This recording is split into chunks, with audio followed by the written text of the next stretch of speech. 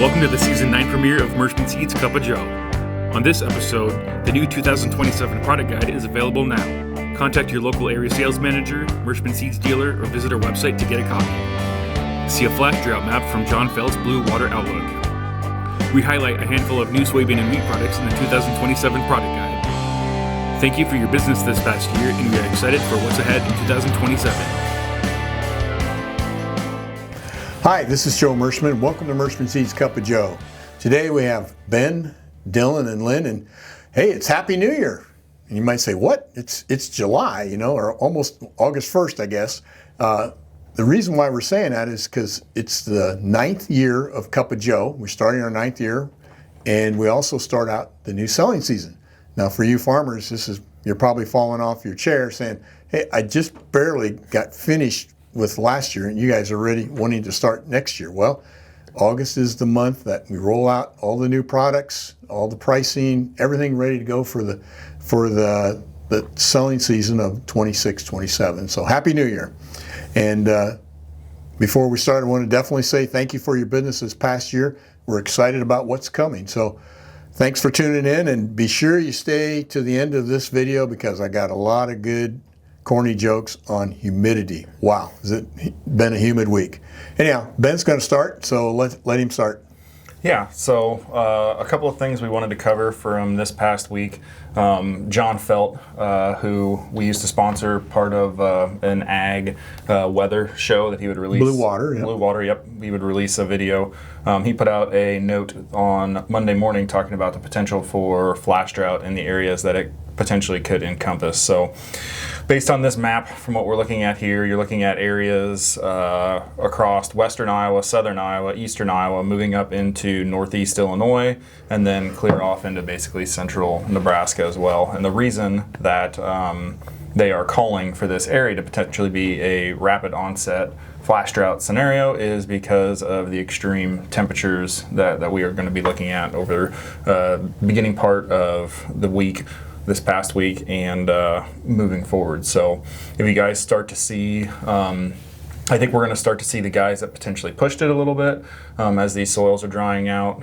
This would be a good time to reevaluate, planter performance from that standpoint. I think you're going to potentially start seeing the mohawked roots, things of that nature. I think different fertility levels on customers' fields are going to look different. I think different tillage practices and organic matter levels are going to start to stand out. So this definitely is going to be a decent time to take a report card on how drought-proof and heat-tolerant growers' fields are, because it was a warm one, and I think we're definitely going to see the crop start to respond. Yeah, I think when you mention those facts, there's two things to remember too. For most of our sales territory, we were pushing it because we were wet early. Mm-hmm. We're trying to hit windows. Right. And now, third year in a row now, we are dealing with flash droughts. So, it's one of those, I know it's really hard to woe in the month of May when you're looking at when the window is, when it is.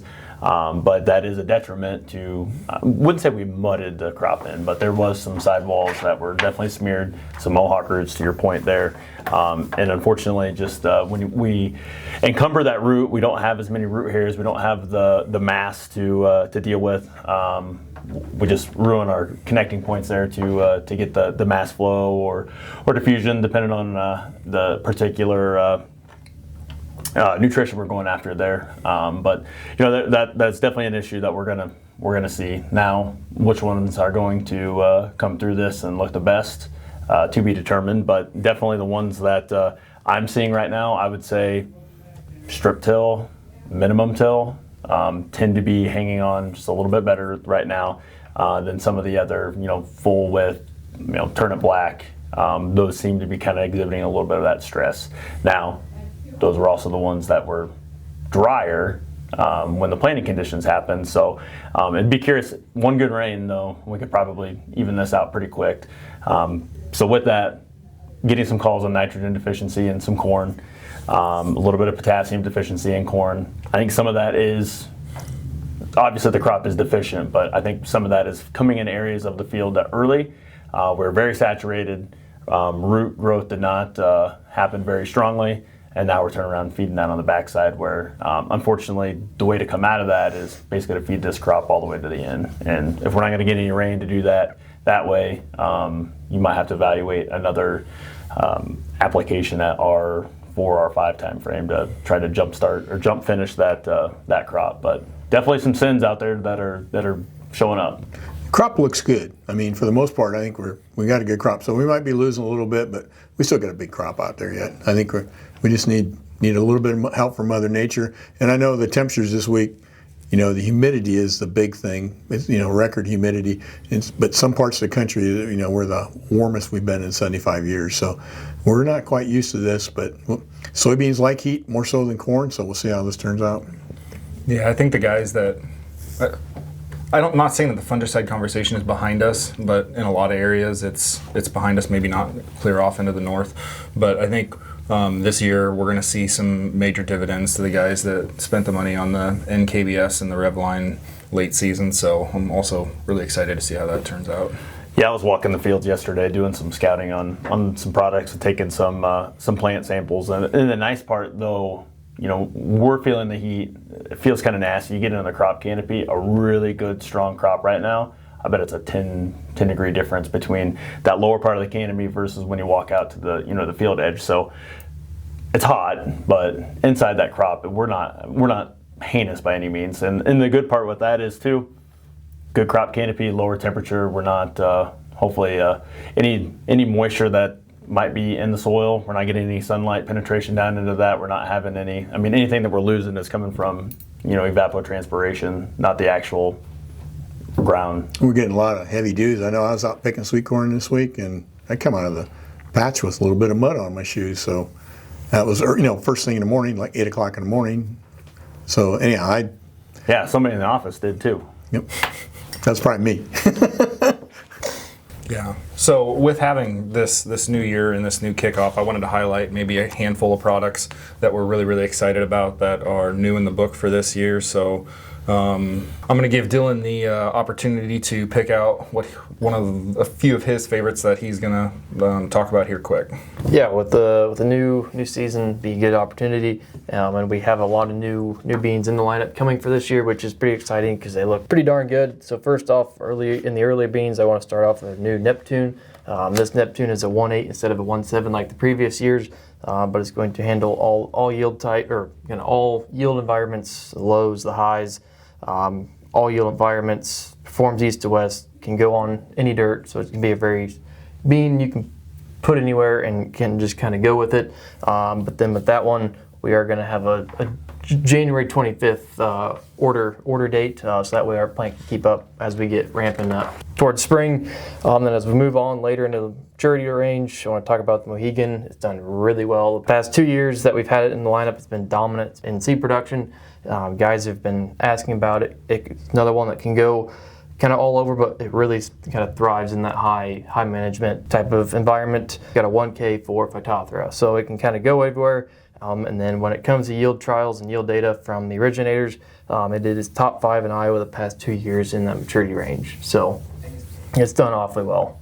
Yeah, from a 2.4 general maturity, it covers a lot of acres and it has a huge footprint as well for our sales territory. I think one of the ones that I was the most excited about coming down the pipe is the new Austin that we have, the new 27 series Austin. I think it's going to fit, and we might have highlighted this once before on Cup of Joe, but this new Austin is going to have a bigger footprint than even what the old Austin did, and it covers all of the same niche areas where we wanted that old Austin at anyway. So very, very heavy gumbo ground, stressful environments, high Phytophthora environments. I think this bean is going to have a great fit, plus we're looking at 105% in that last year's testing for that product there. So it's not the tallest bean in the lineup, which is what the old Austin was too. The old Austin stood like a Christmas tree. So excellent standing bean, perfect for the bottom grounds, poorly drained areas. I'm really, really excited about that product. Yep. One of the other ones that I'm excited about that rolls into the brand new for this coming year is the new Richmond's. So Richmond rolls in at a 4.8 relative maturity. It's taken the Dallas's place from last year. So what I like about this one is they talk about its stability, kind of like you talked about on the on the Neptune that we had there. High yielding environment, it excels in that class. Lower yielding environment excels in those classes as well. So extremely stable across all of those footprints, and it's nice to have a little bit of new life in the Group 4 range as well. So those are a couple of the ones that I'm excited about. There's more 27 products in the book. If any of our listeners or viewers wanted to go back and see what's all available, it'll all be up on the website this week. So and plus next week we'll be mailing out thousands and thousands of seed guides to our customer lists, and basically any farmer that has 200 acres of soybeans or more across our entire territory. So you will be getting that seed guide in your mailbox shortly, in the next 10 days. Yeah. Yep. So a lot of good stuff in there. It also talks about new seed treatments, the Victrato side of things, the new corn products that we're offering, which wheat products that we're going to be offering. So that'll be the next thing, guys, are going to start talking about getting wheat. Oh, booked. they haven't. We're not going to start talking. They're talking now. Yeah, that's absolutely correct. I continually, week after week, guys are still calling in and talking about the success that they've had with the hyper earlies and the medium earlies that we have. So a lot of talk on Peyton. Yeah, the word's getting out. It's further north and north. We get phone calls. We're actually, as ironic as it sounds, we're turning away some business because we logistically don't have the means to do business, but in those particular areas. But as far into middle parts of Michigan, getting some phone calls on people hearing the successes of especially the Peyton and the Millie, and wanting to Ohio, yep. So a lot of Midwestern excitement for the lineup for sure. And we're not going to go there until we take care of our local farmers, right? The ones in Iowa, Illinois, Missouri, Nebraska, Kansas, Tennessee, Kentucky. Yep. Indiana. So we got anything that touches Iowa, Illinois, Missouri. That's our priority. So. Yep, I had somebody in Northeast Iowa sent me a text message at the end of the last week. They were talking about how the Peyton, he was really, really happy with it. It's like the second year this grower has raised wheat in over a decade or 2 decades. 109 bushel an acre. Just absolutely ecstatic about how it yielded. Well, the main thing is you got to market for it. You got to make sure you have a soft red winter wheat market. You can't raise wheat if you can't sell it. So that's been the limiting factor for a lot of farmers to the north moving their wheat. So you have to find a market first, and then we know you can do it. It's been proven. All the way up to the Canadian border, right? Yep. Yes. Double crop beans look really good too. From the double crop beans I've been walking, we're getting real close to closing the rows up here. So we didn't get those in quite on time as what we would have liked to, with about 2 weeks worth of rain. But having 15-inch beans getting close to closing the rows, not quite 3 weeks, 3.5 weeks after planting is pretty darn good. Anything else as we get excited to kick off the new year? Well, the weather has been the major talking point this past week, and it's hot, and plus the humidity. So these are hot and humidity jokes. I'm going to run through a whole bunch of them because some of them are, so-so. They might make you crack a smile, but they're more factual than jokes. It's so hot, even ice cream is sweating. My sweat has sweat. I don't know if you knew that. Why did the dehumidifier start a stand-up comedy career? It wanted to bring some dry humor into people's lives. Humidity is just the air giving you a warm, wet hug, but not the kind you asked for. So it's so humid, my shadow is sweating today. I didn't walk outside, I swam through the air. It's so humid, my glasses need windshield wipers. The weather app just said today, good luck. I'm not tired, I'm weather exhausted. It's so humid, I'm sweating in places I didn't even know existed. We had a dealer in Nebraska point that out to us. He just called it in right before we start recording this. It's so humid, my deodorant is negotiating a surrender. I'm not sweating, I'm marinating. And lastly, not saying it's really hot, but I was sweating so much, I hydroplaned off the toilet seat and landed in the bathtub. Well, hopefully that made you smile, but sometimes when you're in a bad situation, the best thing to do is make light of it to get through it. It will cool down, and it won't be long we'll be complaining about how cold it is. Anyhow, thank you for your business this past year. We're excited about next year and all the new products, and we sincerely thank you very much, and we hope your family is safe and healthy, and we'll see you next week.